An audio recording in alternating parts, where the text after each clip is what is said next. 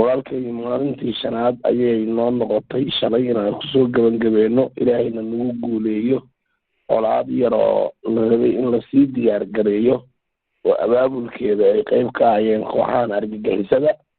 laakiinse ilaahay waa naga guuleeyey dadkii deegaanka iyo maamuladii degmooyinkaba iyo deegaanadaba waa loo wada istaagay sida degmada wasil maamulkeeda sida maamulka deegaanka Bijeela sida Laas Gacmey dhammaan sistamkii joogay iyo odayaashii iyo uqaashii joogtay ayaa kacday sidoo kale wasiiradii galmudug ku metelay iyo xildhibaanadii oo labadeena aniga iyo saaxiibkay Ahmed Qooje wasiir ku-xigeenka arrimaha gudaha oo labada beelood kasoo kala jeednana waqti ayaan gelinay ilaahay ayaana nagu guuleeyaa dhihi karnaa waxaas ana maana qaban laakiinse waqtigaas aan gelinay iyo juhdigaas iyo qalbiyadeena samaa ilaahay ayaa guushana waafajiyey ilaah baana mahadda iskale arrintan aad ku guulaysateen maxay salka ku haysay walaalkay dadkan horta waa dad wada dhashay waana laba beelood oo Qubays iyo Sacad ilaa Gaalkacyo mudug meel walba wada degaan waa dad ehela waa dad isku mashaayikh iyo culimo kasoo wada jeeda waa dad dhiig iyo dhacaanka waa iskuna waa dad aan la soo koobi karin waxa ka dhaxeeya iyo markaa wax kala ma dhihi karee camalkan shayaadiintan argagixisada ee shabaab oo caadaystay inay qoys walba iyo berin walba iyo qof walba oo meelahaas la iskaga darsan yahay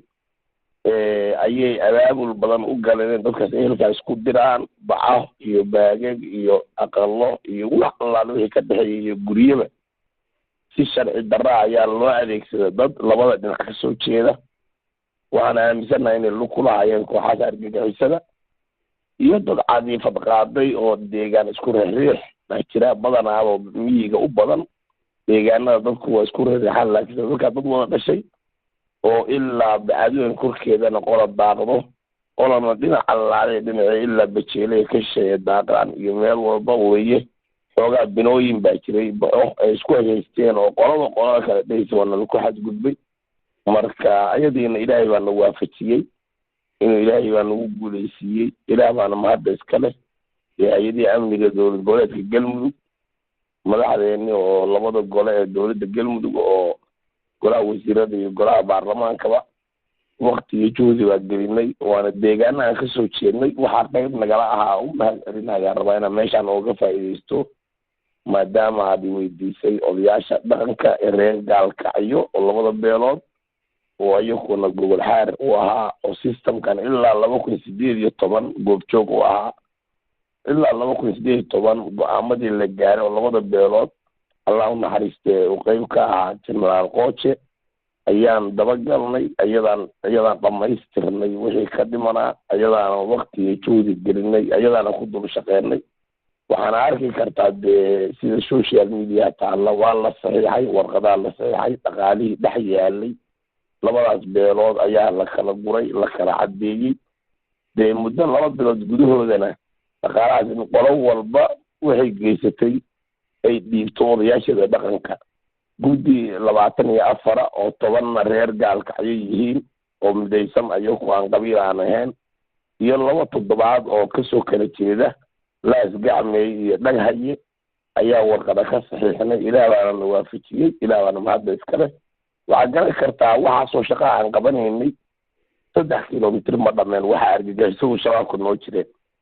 marka inay ayagu qayb ku yihiin rabaan bilqo ayagu aan iskaga noolaadaan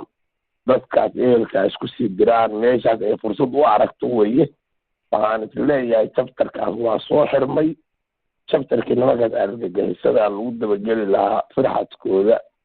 injirayda ilaahay ka been sheegay qarnicilku ku baxay ayaa haray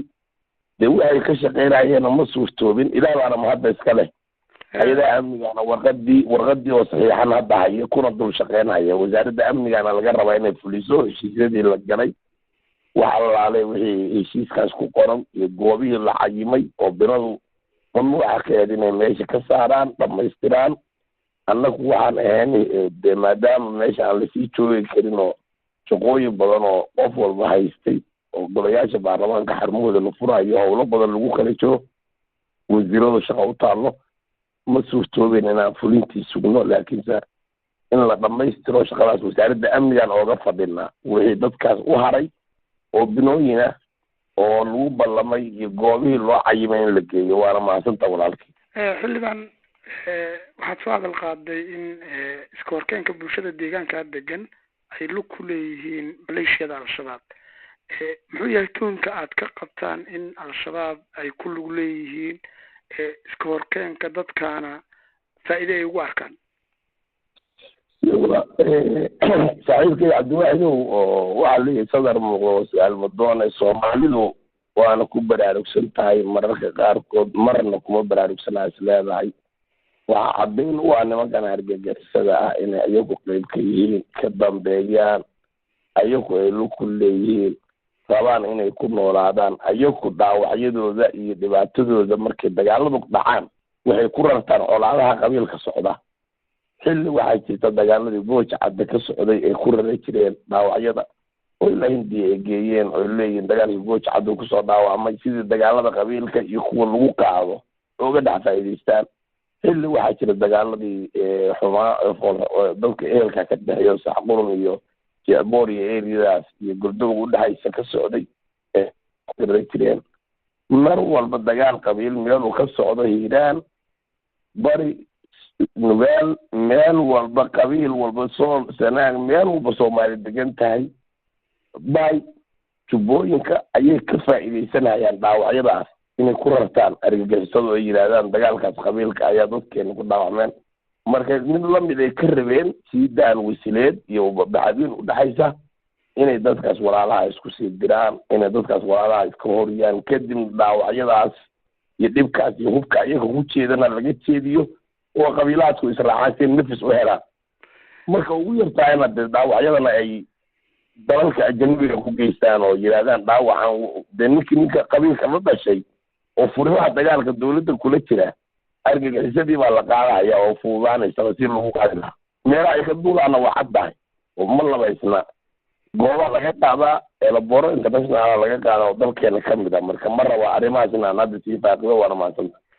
adoo iisoo koobaya ugu dambeyn dadaal badan aad ku bixiseen xaaladii waad ku guulaysateen inaad qabataan oo aad ka hortagtaan colaad deegaanka ka dhacda ma ballan qaadaysaan in colaad mar kale deegaanka iyo shaqaaqa aysan ka dhicin oo dadku ay siba nabada ku wada noolaadaan saaxiibkii cabdiwaaxidow horta ballanqaad allah subxaana watacaala ballan qaadi karaa laakiinse wax ballanqaad u dhigmaa sameynay waxaa u dhigmay ganax 5 kun qoran cid allaalay wixii falal colaadaas lagu huri rabay oo ilaahay dhiig uusan ku daadin ciddii ku laabata ganaxa 5 kun dul yaalla cid loo falaayo male ninkii xoolihiisa geela waa laga qaadayaa kii ariga laga jarayaa hadduu baxsado waaridkiis baa loo xirayaa waxaasna wasaaradda amniga galmudug waa laga rabaa fulinteeda wasaaradda arrimaha gudahana inay dhaqan geliso marka waxa weye ballanqaadka dhinaca allah uu jiraa subxaana watacaala laakiinse annaga waa dadaalnay dadkaas waxay ku wada noolaa lahaayeen ku dhaqmi lahaayeen eel iyo rixima ka dhexeeyey ayaan fududeynay maadaama ilaahay na waafajiyey hadda waxa weeye qofkii dembigaas galana wadadaasu marhayaa wixii la qoray ilaahay idankiis waa mahadsantaa walaalka